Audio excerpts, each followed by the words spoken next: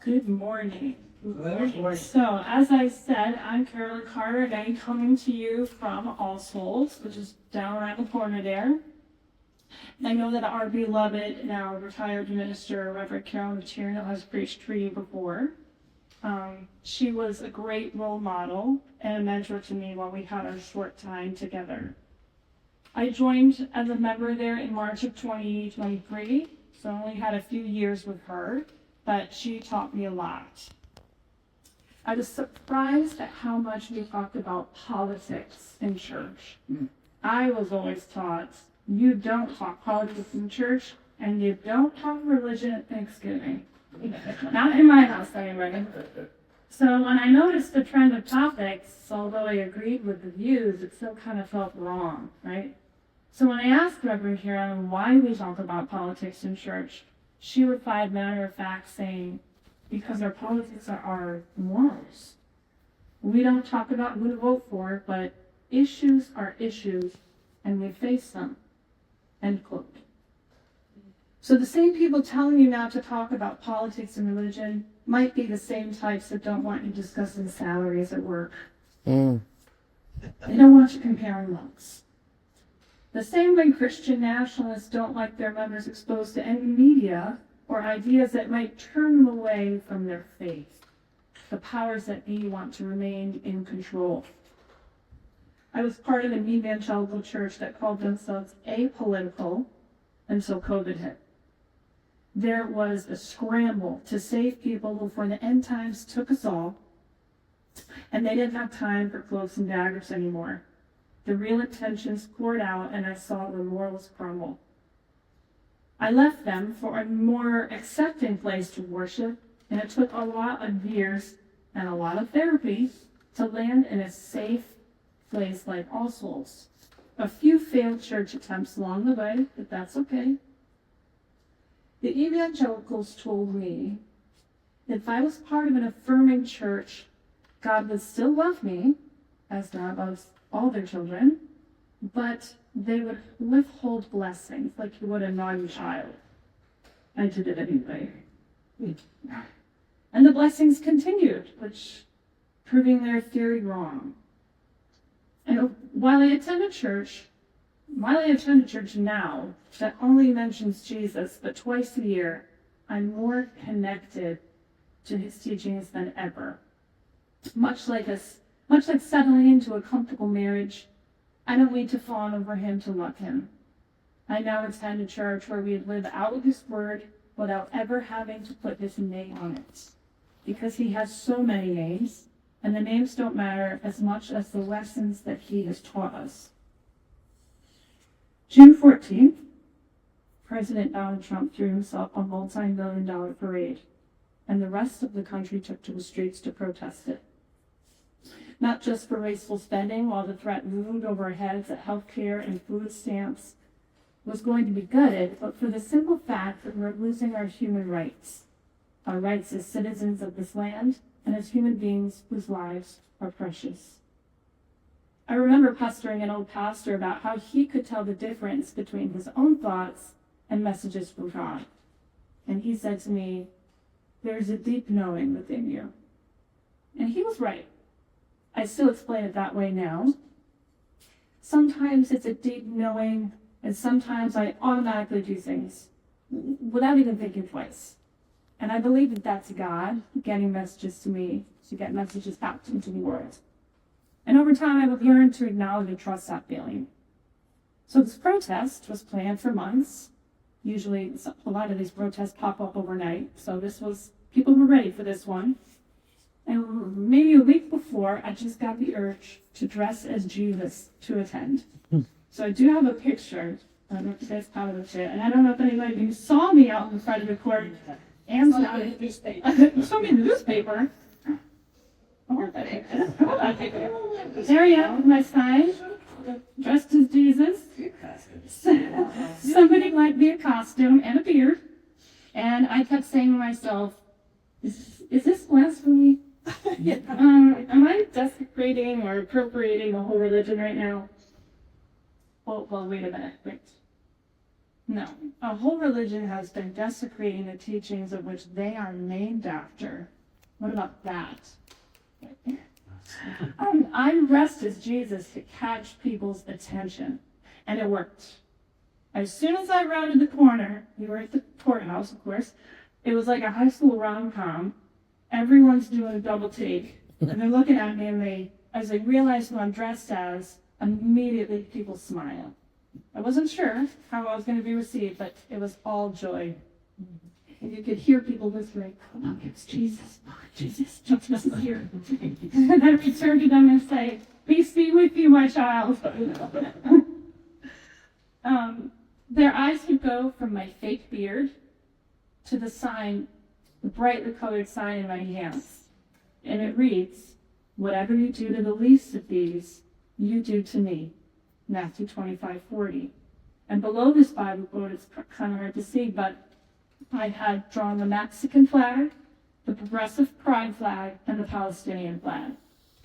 And as people looked at that sign and their eyes came back down to me, their smiles softened and they nodded solemnly.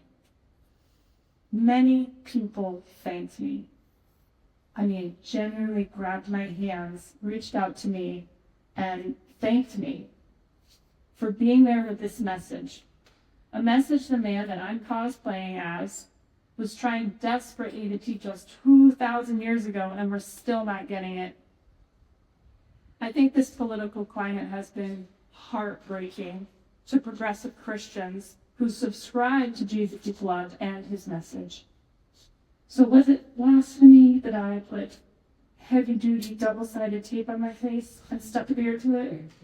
Yeah, so I did check with a couple pastors, so they gave me the okay.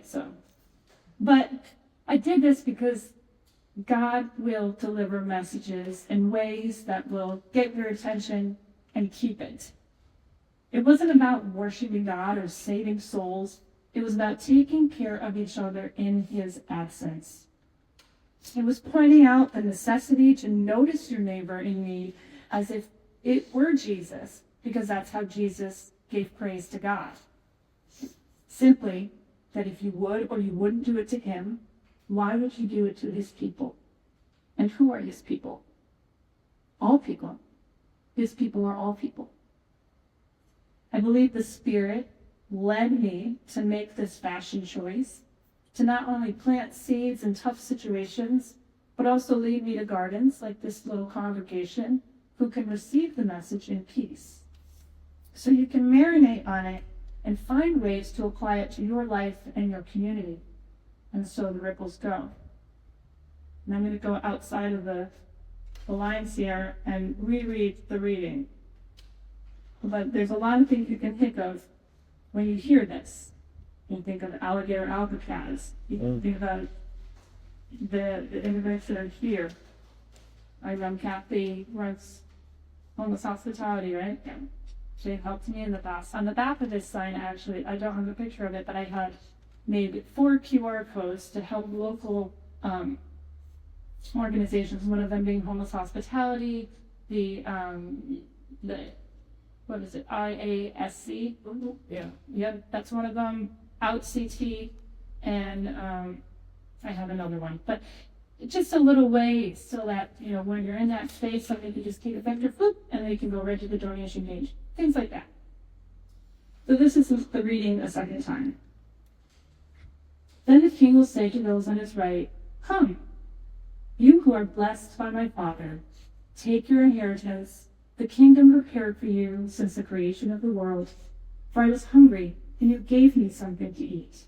I was thirsty, and you gave me something to drink. I was a stranger, and you invited me in. I needed clothes, and you clothed me. I was sick, and you looked after me. I was in prison, and you came to visit me." And then the righteous will answer, "Lord, when did we see you hungry and feed you, or thirsty and give you something to drink? When did we see you a stranger and invite you in, or needing clothes and clothe you? When did we see you sick or in prison and go visit you?" The king will reply, "Truly I tell you, whatever you did for one of the least of these brothers and sisters of mine, you did for me." Then he will say to those on his left, a little harsh, but depart from me, you who are cursed, into the eternal fire prepared for the devil and his angels. For I was hungry, and you gave me nothing to eat. I was thirsty, and you gave me nothing to drink. I was a stranger, and you did not invite me in. I needed clothes, and you did not clothe me. I was sick and in prison, and you did not look after me. They will also answer, Lord, when did we see you hungry or thirsty, or a stranger, or needing clothes, or sick in prison, and did not help you? And he will reply, truly I tell you, whatever you did not do for one of the least of these, you did not do for me. Every soul is deserving of life, of this life that God gave them. There are no requirements for God's love.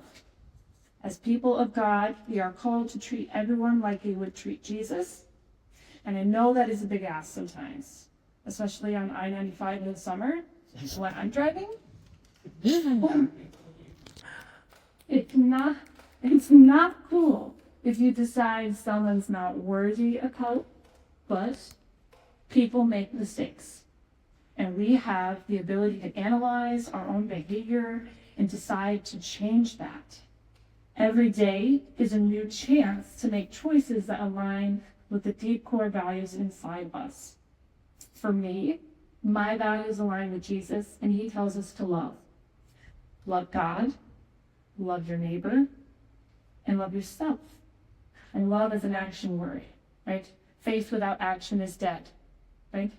So there are so many people in this community and surrounding communities that need help right now, that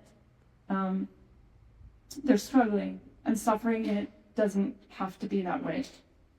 So in times of darkness, like what we're experiencing right now, we have to be the light. I encourage you, I implore you to find ways to spread hope and joy, like Mr. Rogers taught us to do. Look for the helpers, be the helpers. Our hope and our joy is in Jesus, and we need to emulate that and emulate him and spread that to others. I know you guys are a small congregation, but you're surrounded by other loving congregations and like-minded people who are leading protests, collecting food and clothes donations, who have committees that need more hands. Find them, create them, be part of the action, get in good trouble. Many hands make light work, and we are the hands of God, so use them in good faith. Thank you. Amen.